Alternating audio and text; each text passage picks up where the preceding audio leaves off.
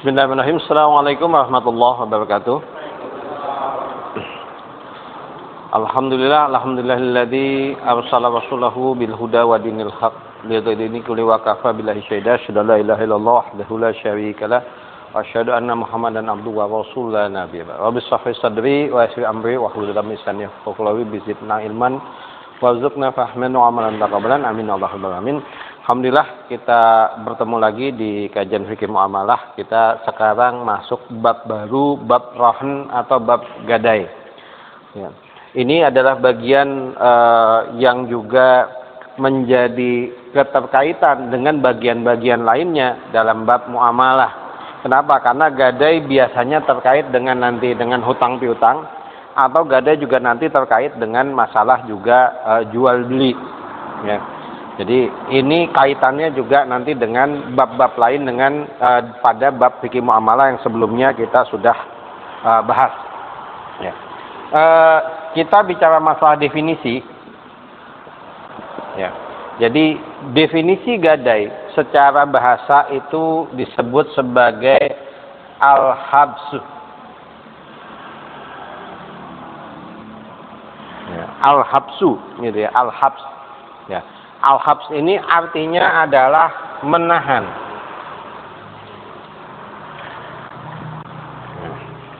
Jadi secara bahasa definisi gadai adalah menahan. Nah, ini secara pengertian bahasa. Tapi kemudian para ulama memperluas definisinya secara syara, gitu ya, sehingga definisi gadai itu memiliki definisi yang jelas. Nah, di sini meskipun kita tahu gadai itu seperti itu, tapi ternyata menggambarkannya dalam bentuk definisi, para ulama memungkinkan menggunakan kalimat-kalimat yang berbeda, menjelaskan dengan cara yang berbeda, gitu ya. Apa contohnya? Ada satu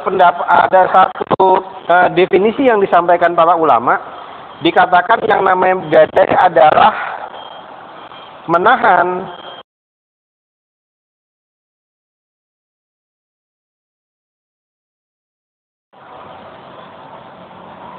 adanya hak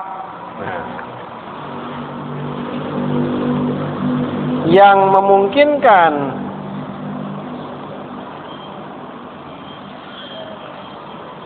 hak tersebut bisa dipenuhi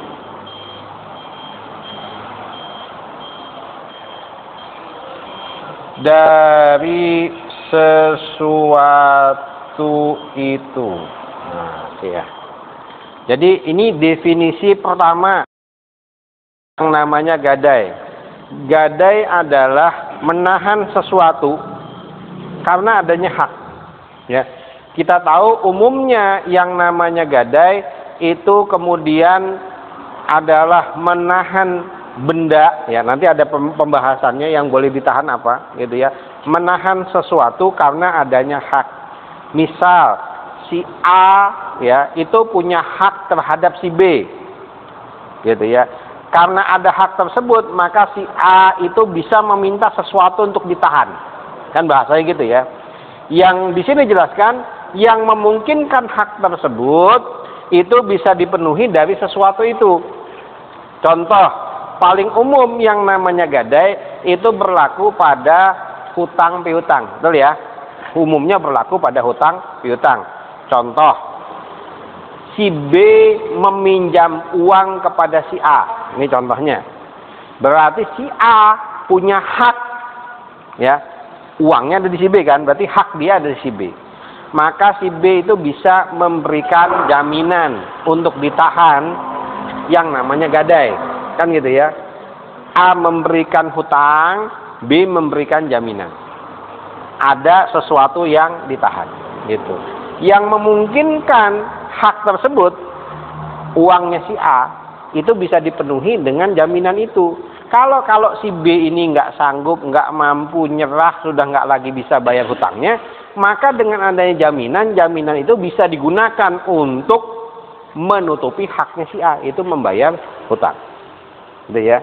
Jadi penjelasannya, yang namanya gadai itu dimaksudkan niat awalnya adalah sebagai penguat, sebagai penjamin, sebagai cadangan yang ditahan. Apakah harus? Nanti kita bahas. Tapi secara definisi, gadai adalah menahan sesuatu yang ditahan, ya, karena adanya hak. Maka ya dari sini kita bisa lihat bahwa gadai bukan perpindahan kepemilikan.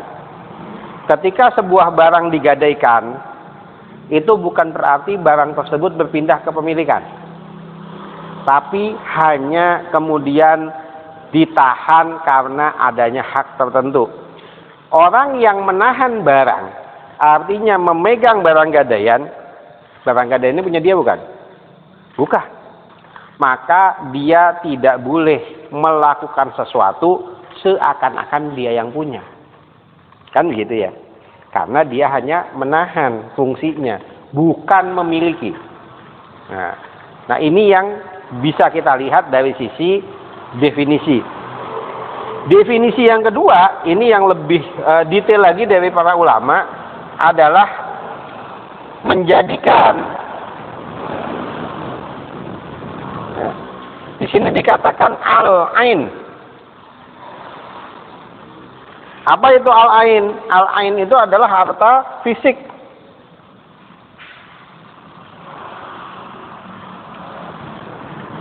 Nah, harta fisik yang memiliki nilai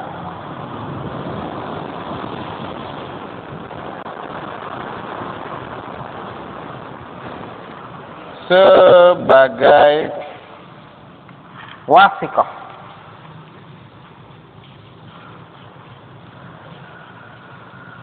Jaminan.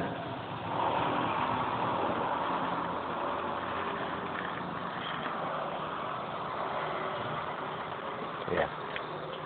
Jadi ulama yang lain mendefinisikan bahwa yang namanya gadai adalah yang bisa dijaminkan, yang bisa digadaikan hanya harta al-ain. Al-ain itu kebalikannya ad-dain. Apa bedanya?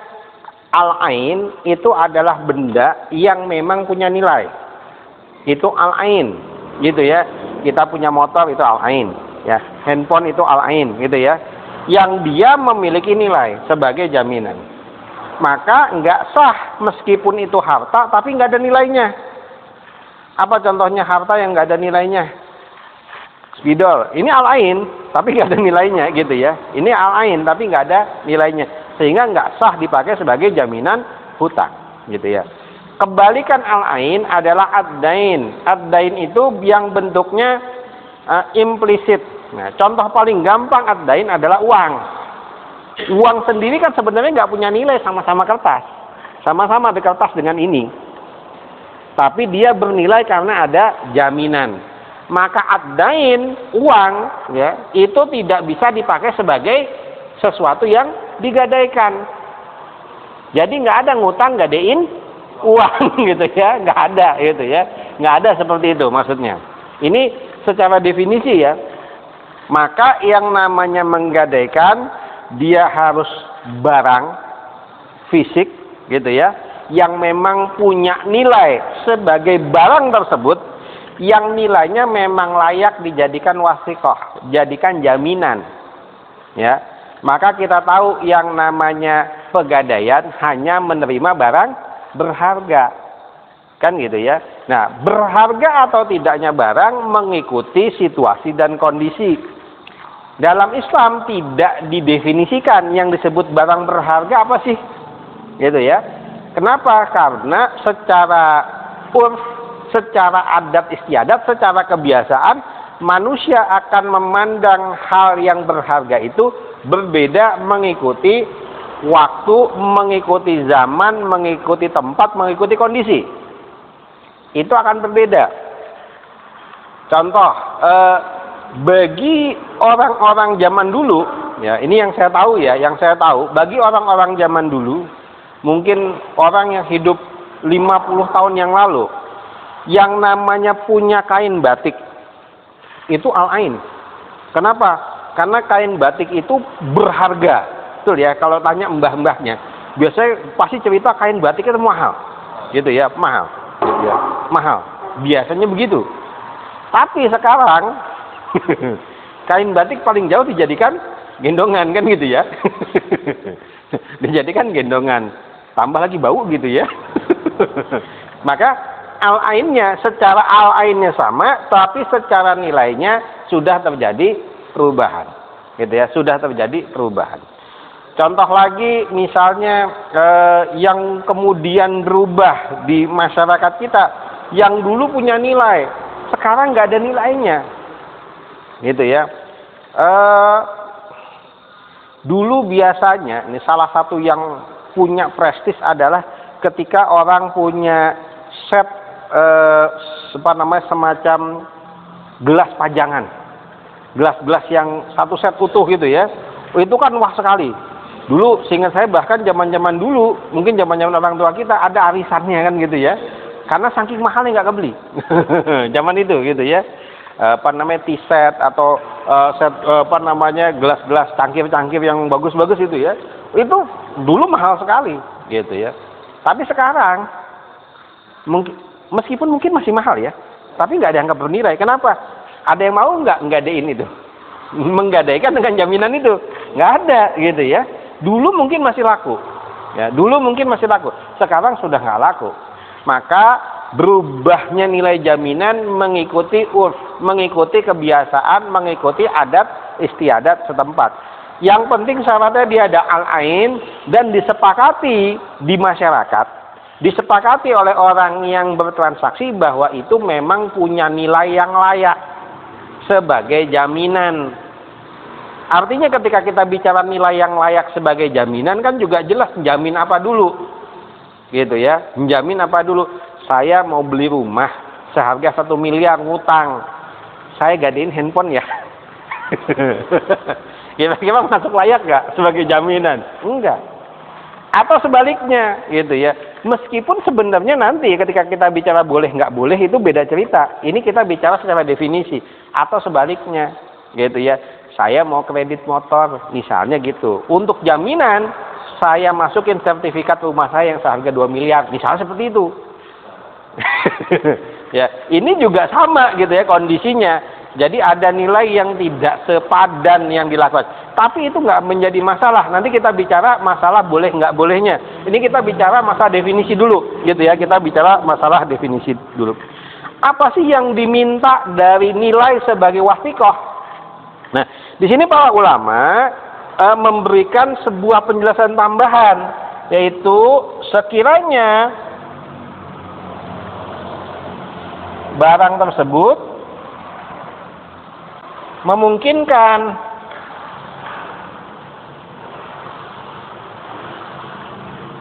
untuk digunakan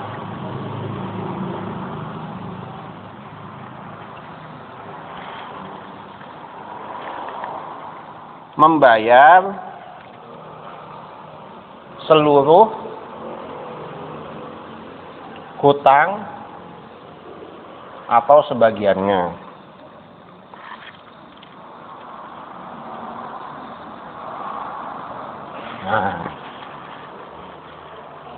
Nah, jadi definisi sebenarnya mirip ya, hanya melihat dari sudut pandang yang berbeda.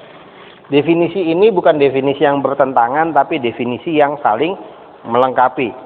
Dari sini kita bisa melihat sebuah kesimpulan kan gitu ya, bahwa yang namanya gadai itu menahan sesuatu, sesuatunya itu ada al-ain, hartanya bentuknya fisik, harus bentuknya fisik yang memiliki nilai sebagai jaminan.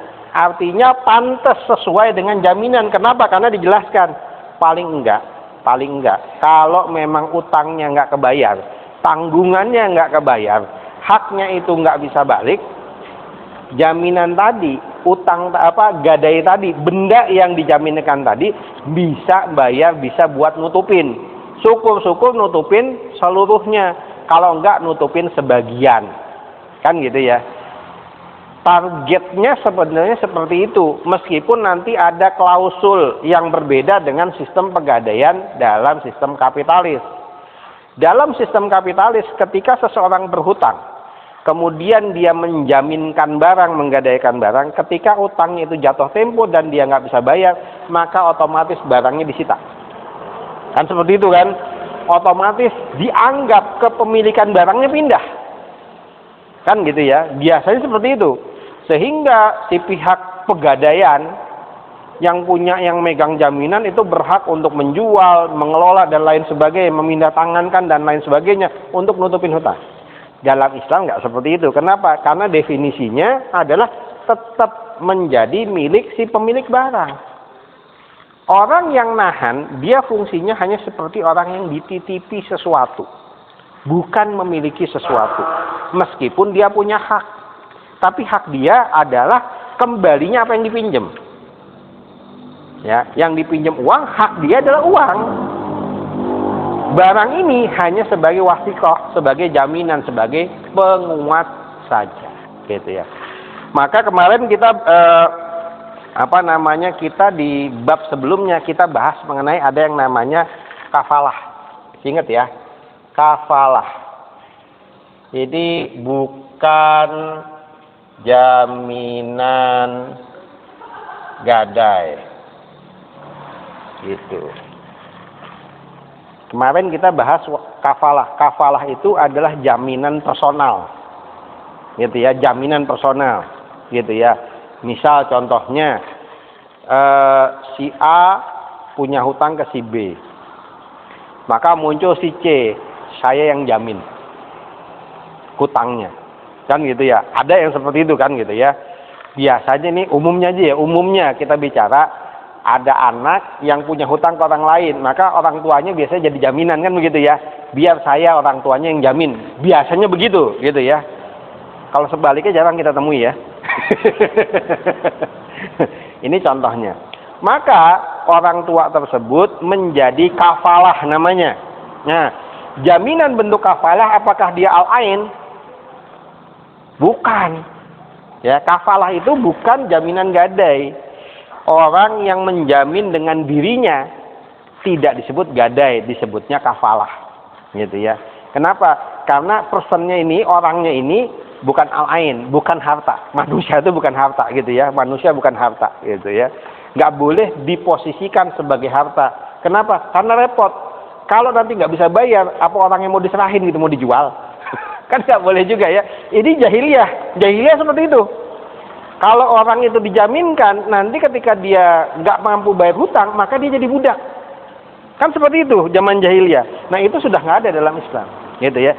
Jadi nggak bisa menjaminkan manusia, ya, tidak bisa menjaminkan manusia. Sehingga kafalah ini bukan jaminan seperti gadai. Ya.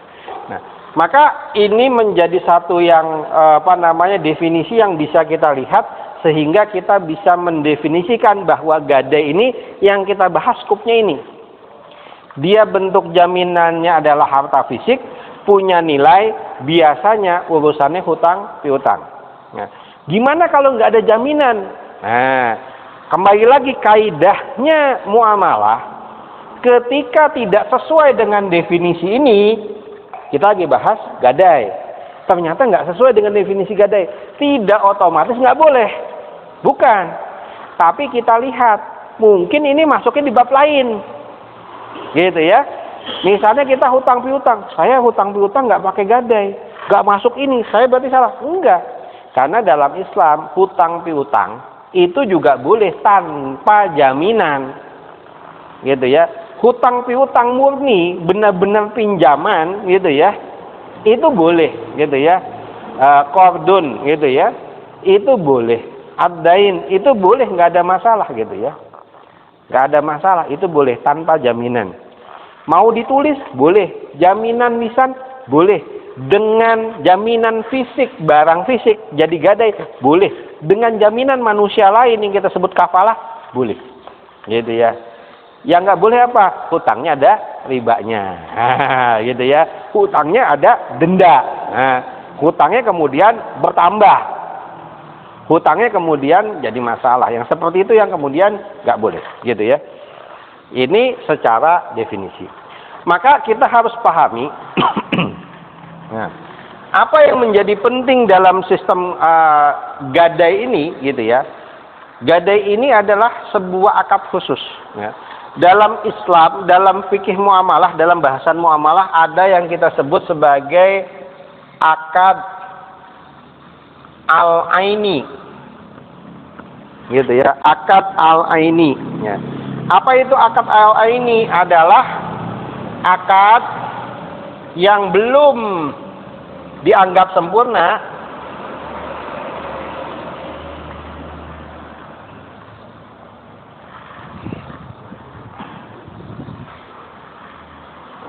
sebelum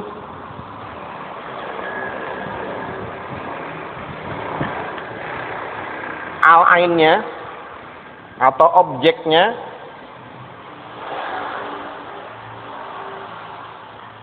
diserahkan.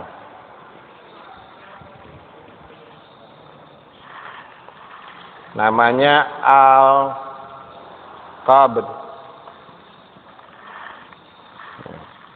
Di dalam Islam ada yang disebut akad al-aini.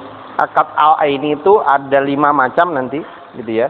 Jadi akadnya ini karena melibatkan benda, melibatkan barang, maka akad tersebut baru sempurna ketika barangnya sudah diserah terimakan. Apa saja, gitu ya. Akad al-aini itu ada 5. Yang pertama jelas adalah hibah. Ya, kita sudah bahas. Yang namanya hibah itu baru terjadi hibah, sah hibahnya, sempurna hibahnya ketika barang diserahkan. Gitu ya. Itu akad al-aini. Namanya akad al-aini, ini kuncinya, gitu ya. Inti akadnya ada pada serah terima barang, kan gitu ya. Yang pertama adalah hibah.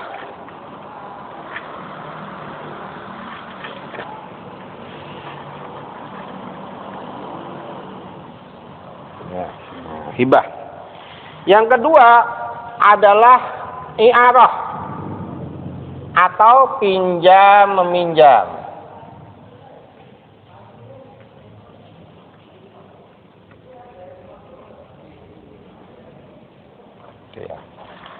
I'arah ini pinjam meminjam. Ya. I'arah ini adalah akad al-aini. Ingat ya, kita bahas akad al-aini, bukan akad daini, bukan akad qard. Artinya pinjam meminjam tidak melibatkan pinjam meminjam urusan uang. Akad i'arah. Berarti nggak boleh pinjam meminjam uang? Boleh. Akadnya beda namanya dalam Islam. Kita dalam bahasa kita, bahasa Indonesia, mau minjem motor namanya minjem, minjem uang namanya minjem. Kan gitu ya. Tapi dalam istilah muamalah, ya, dalam istilah syara itu 2 hal yang berbeda. Kenapa? Rumusan hukumnya beda, implikasi hukumnya beda, hak dan kewajibannya beda, syarat-syaratnya juga beda, maka dipisahkan. Ya. Ketika kita bicara i'arah, gitu ya, atau ariyah, bab pinjam meminjam, maka spesifik dia hanya bahas mengenai al-ain, benda, bukan uang atau yang semisal dengan uang, gitu ya. Jadi bicaranya adalah benda. Karena dia terkait dengan benda, dia harus ada serah terimanya dulu. Yang namanya orang minjem motor, itu tidak terjadi pinjam meminjam sebelum motornya diserahkan. Kan gitu ya. Orang yang namanya minjem pulpen, itu tidak terjadi akad pinjam meminjam sebelum pulpennya diserahkan. Gitu. Jadi kalau cuma ngomong saya minjem pulpen, tapi nggak diambil-ambil, nggak berlaku akadnya. Itu. Jangan, kan tadi udah minjem, kembaliin dong, kan saya belum ambil. Jangan sampai terjadi seperti itu, gitu ya. Jangan sampai terjadi seperti itu. Akadnya belum berjalan, tapi sudah minta dikembaliin. Nah, jangan sampai seperti itu. Ya. Yang kedua adalah i'arah. Nah, yang ketiga adalah lidah. Ya, ini titipan. Sama. Ya, ini bicaranya masalah al-ain, barang. Lidah itu ya, itu adalah akad nitip, gitu ya, akad nitip. Dimana ketika nitipin barang, mungkin kalau di masjid lain ada nitipin sendal, gitu ya, penitipan tas, penitipan motor dan lain sebagainya. maka akad nitip tadi itu tidak sah sampai barangnya diserahkan. Gitu ya. Nah. Yang keempat, baru kita cerita al-qard. Nah, ya. Ini adalah pinjaman hutang. Nah. Jadi kalau i'arah itu bicaranya pinjaman secara umum, benda gitu ya. Kalau qard itu adalah hutang yang terjadi karena jual beli biasanya, gitu ya. Nah, qard ini nggak bicara uang, gitu ya. Yang uang nanti beda lagi, gitu ya. Pinjaman berupa hutang. Prinsipnya adalah juga sama, karena dia adalah akad al-aini, dia tidak sah sampai kemudian dia ada perpindahan barangnya diserahkan, gitu ya. Yang terakhir juga ya ini rohan atau gadai, ya. Jadi nomor 2, nomor 4, nomor 5 ini bisa gabung. Artinya ada saling silang nanti akadnya, memungkinkan nanti bentuk akadnya menjadi satu yang berbeda.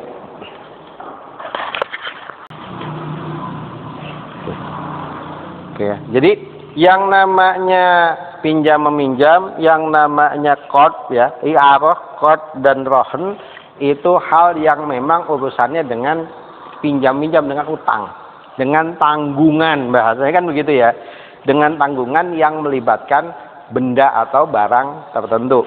Maka dia ini sama seperti akad al-ain lagi, gitu ya. Seperti akad al-ain lainnya, dia hanya sah, dia hanya berlaku, dia baru berjalan akadnya, sempurna akadnya ketika terjadi perpindahan barang. Kalau barangnya sudah diserahkan, gitu ya, itu baru kemudian kita sebut sebagai dia sempurna akadnya. Apakah akad jual beli ada juga yang seperti itu? Ada, nanti ada klausulnya sendiri ya. Salah satunya adalah yang terkait dengan zahab wal fiddah, emas dan perak, ya kan? Dia harus ada serah terima baru dianggap sah jual belinya, kan gitu ya. Tapi ini kita bicara umum, karena itu masuknya kan akad jual beli, akad shorf, tukar menukar mata uang, dia itu klausulnya yang berbeda. Ini kita bicara akad al-aini yang kaitannya dengan akad yang terkait dengan benda yang berharga, dengan barang yang berharga, dengan harta fisik yang memiliki nilai, gitu ya. Maka ini menjadi penting bagi kita untuk memahami bahwa ini harus ada serah terima objek barangnya, barulah dia sah menjadi akad yang berjalan. Gitu ya. Ya, ternyata kita bicara bicara definisi aja sudah lumayan panjang ya. Kita kasih kesimpulan, satu kesimpulan besar aja, gitu ya. Secara hukum, ya, apa hukumnya gadai, gitu ya. Ini kita bicara bukan dalam perspektif detail. Kita bicara rohan dalam aturan Islam sesuai definisi ini. Belum ditambahin embel-embel macam-macam. Jadi hukumnya adalah mubah. Ya. Kenapa hukumnya mubah? Ya, padahal dalam surat Al-Baqarah ayat 283 seakan-akan bentuk ayatnya perintah. Nah, gitu ya. Jadi kalau kita lihat surat Al-Baqarah ayat 283, itu bentuk ayatnya perintah. Kalau kalian transaksi, nggak ada yang nulis, nggak ada saksi, kalian bisa memberikan jaminan, kan gitu ya. Seakan-akan mengharuskan, gitu ya. Seakan-akan mengharuskan. Tapi yang namanya hukum syara ini nggak bicara hanya pada satu ayat atau satu dalil saja, tapi harus dilihat utuh penjelasannya, gitu ya.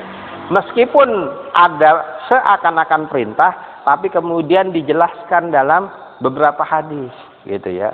Dijelaskan dalam beberapa hadis, dijelaskan dalam banyak-banyak riwayat lainnya bahwa yang namanya rohen itu boleh dilakukan kapanpun. Artinya dalam ayat tadi dijelaskan itu ketika safar. Kalau safar nggak ada saksi, nggak ada penulis, maka harus kasih, seakan-akan seperti itu.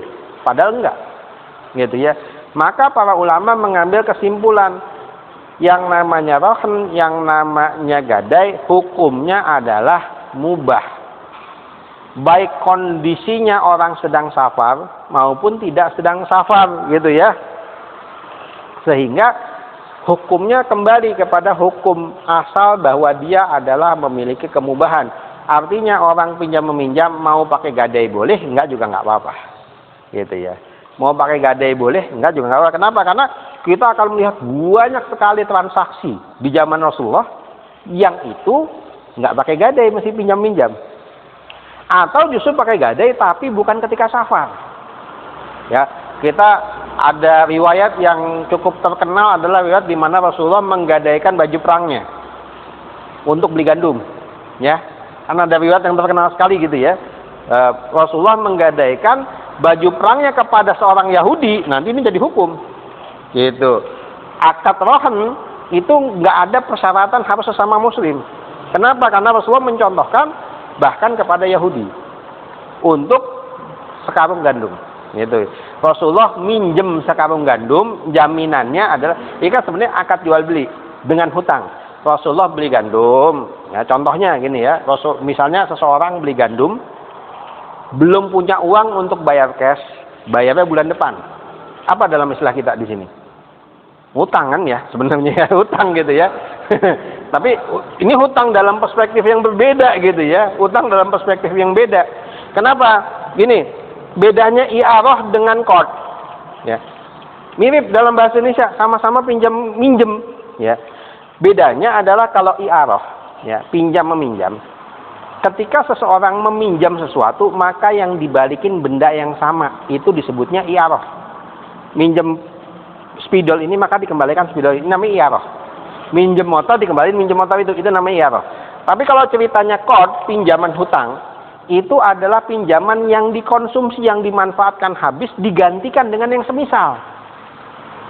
Tadi minjem gandum, bisa nggak digantiin gandum yang sama? Nah itu ya, kita pinjam gandum pakai i'arah, gitu ya. Saya minjem sekarung dan balikin karung yang sama, nggak bisa, gitu ya. Kenapa? Karena dipakai, kan gitu. Ya. Maka gandum sekarung dikembalikan gandum sekarung yang setara, kan gitu ya. Baik setara kualitasnya, setara beratnya. Itu cerita qard. Seperti itu bedanya.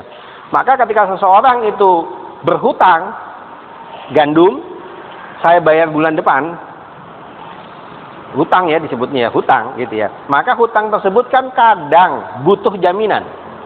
Diminta jaminan. Jaminan ini tidak wajib mubah. Gitu ya. Negosiasi kalau disyaratkan. Ya, mensyaratkan. Terus bagaimana? Ya tinggal pilih. Kalau setuju, jadi misalnya si pemberi hutang itu mensyaratkan adanya jaminan, Anda nggak boleh mensyaratkan, kan hukumnya gadai itu hukumnya jaminan mubah. Wah, nggak seperti itu gitu ya.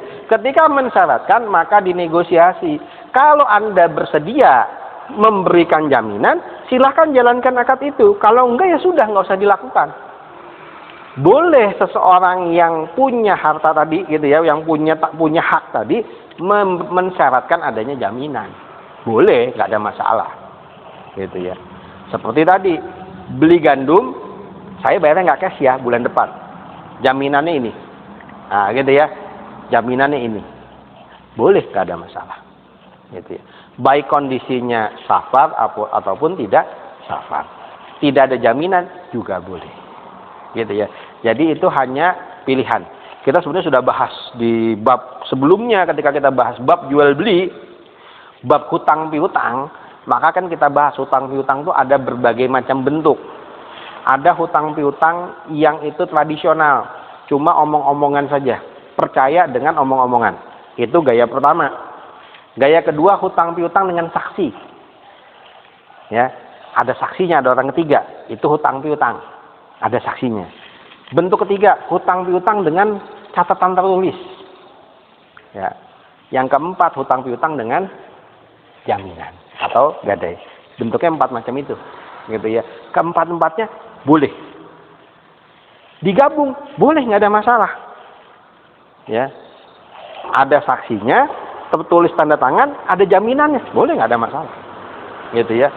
Nggak ada saksi, nggak ada tanda tangan, nggak ada yang tertulis, nggak ada jaminan, boleh, boleh juga, nggak ada masalah. Gitu ya. Nggak ada masalah. Ini pilihan. Ya, ini kesepakatan di antara kedua belah pihak. Ketika tidak tercapai kesepakatan, nggak usah maksa, cari kesepakatan lain. Selesai, kan gitu ya. Kalau mau silahkan penuhi kesepakatan, kalau enggak tinggalkan kesepakatan tersebut. Kan butuh, ya kalau butuh ya diikuti kesepakatan, nama kesepakatan kan gitu ya. Ini kita bicaranya masalah kesepakatan. Ketika seseorang sudah berakad, ya artinya dia berakad, kan saya terpaksa, gimana? Nah, itu ya, seringkali ya, kita sudah sempat bahas. Saya mau ngutang, tapi utang saya terpaksa. Sah nggak utang saya? Kan katanya nggak boleh akad yang terpaksa. Berarti saya ngutang nggak sah, saya nggak harus kembaliin ya. Ya nggak seperti itu, gitu ya. Yang disebut terpaksa itu di bawah ancaman fisik, gitu ya. Atau dia hilang, kesadaran, saking sudah ruwetnya, gitu ya. Itu terpaksa sampai hilang kesadaran, nah itu dipaksa, terancam, diancam orang, nah itu beda cerita. Tapi kalau bahasanya terpaksa dalam tanda kutip yang seperti yang kita temui di masyarakat sekarang, ya tetap sah, gitu ya, tetap sah, gitu ya. Selama sesuai dengan syarat dan rukun yang sudah sempat kita bahas, gitu ya. Ya, insya Allah ya, ini bahasan kita untuk minggu ini. Nanti minggu depan kita lanjut masalah, lebih lanjut masalah runutan hukumnya, runutan syaratnya, rukunnya, kita akan bahas lebih lanjut, gitu ya.